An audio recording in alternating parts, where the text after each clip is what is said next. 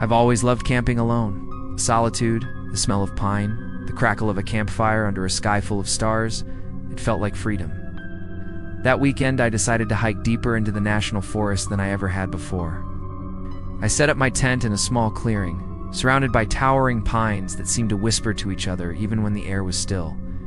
At first, everything was peaceful. I cooked a simple dinner, the fire crackling, sending sparks up into the darkness. But as night fell, the woods grew unusually still. It wasn't just quiet. It was a tension in the air, a sense of being watched. I tried to brush it off.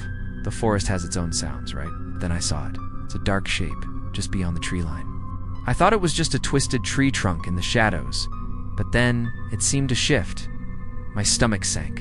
I grabbed my flashlight, sweeping it across the clearing. Nothing, just trees.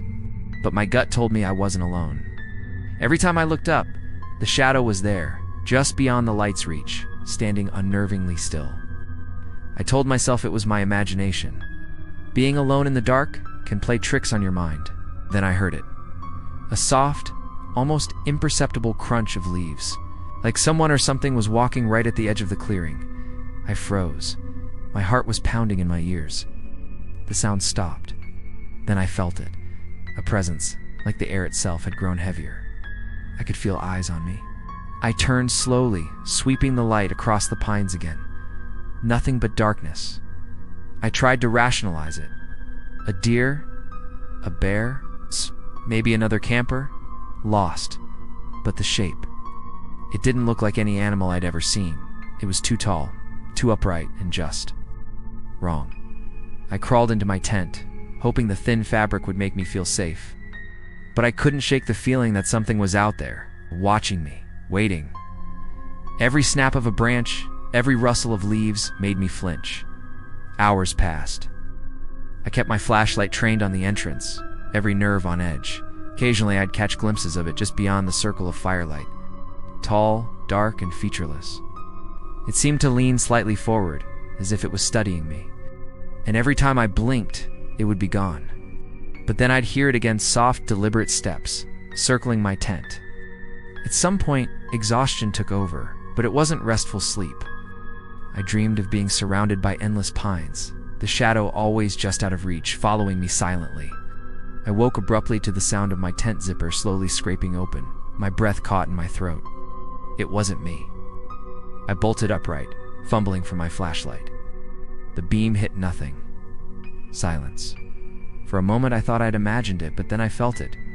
The air in the clearing felt heavier, darker, as if the night itself was pressing in. The shadow had moved closer, now standing between the trees and the firelight. I wanted to scream, to run, but I was frozen. I had no idea what it was. It didn't move like a predator or a person, just existed, watching, patient, and that was the most terrifying part. At the first sign of dawn, I scrambled out and packed my gear. I didn't stop for food or water. The forest looked completely normal in the daylight. I told myself it was all in my head, that the fear of being alone had conjured something I couldn't explain. But as I hiked back to my car, I couldn't stop looking over my shoulder, half expecting to see that shape standing between the trees. It wasn't there. Not in the daylight, anyway. I never went back to that part of the forest. But months later, I was scrolling through photos from that trip and my heart stopped. In one picture taken while I was making breakfast, a tall, dark figure stood behind a tree, watching me. No features, no details, just a silhouette, perfectly still. I don't know what it was. All I know is that when the sun went down and the trees fell silent, it returned. And I think if I'd stayed another night, I might never have left. Thanks for watching. If you have any similar stories, share them in the comments. Don't forget to like this video and subscribe for more content like this. Stay safe out there. The air was crisp, the sky was clear, and I couldn't wait to finally get away from it all.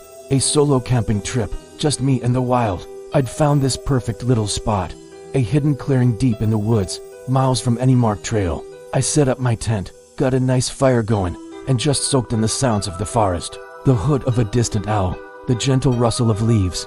It was peaceful, or so I thought. As the night grew deeper, I zipped myself into my sleeping bag, the crackling fire a comforting companion. The forest's rhythm was like a lullaby, and I drifted off to sleep. But that peace was shattered not long after. I woke up suddenly to a sound that didn't belong. It was breathing, slow, deep, and deliberate, right next to my head. My heart hammered against my ribs.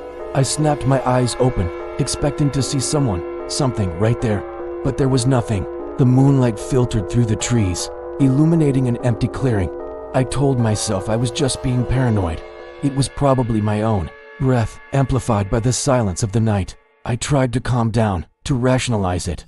But then, I heard it again. That same steady, patient breathing. It wasn't coming from outside the tent. It was right beside me, as if someone was lying there, waiting. Cold, sharp panic shot through me. Slowly, trying not to make a single sound, I sat up and fumbled for my flashlight. I swept the beam across the clearing. Nothing. The fire had burned down to a few glowing embers, casting long, eerie shadows. But the breathing persisted, faint, yet undeniably there. My mind raced. Should I run? Bolt from the tent into the pitch-black woods? Every instinct screamed at me to stay put, to not reveal I was awake. In a trembling voice, I whispered my own name, a desperate attempt to spook whatever it was. The breathing stopped. The silence that followed was even more terrifying. Then, a twig snapped just outside, near the dying fire. My heart felt like it was going to explode. I gripped my flashlight, my knuckles white, and unzipped the tent just a crack to peek outside. Again, nothing.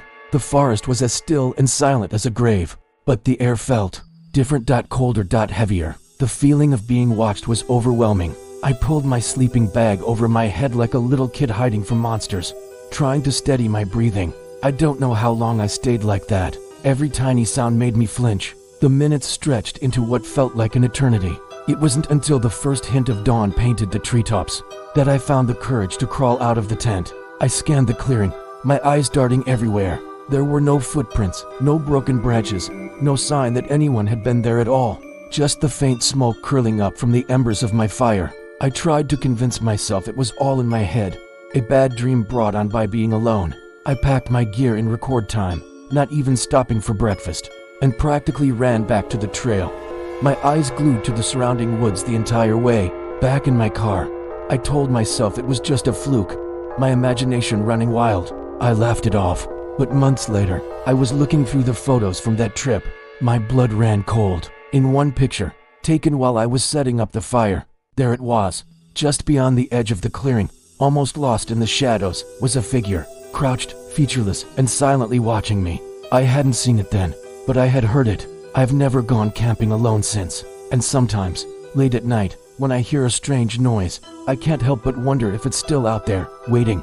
And I know, I will never forget the sound of someone breathing right beside me, when I thought I was completely alone. Thanks for listening to my story.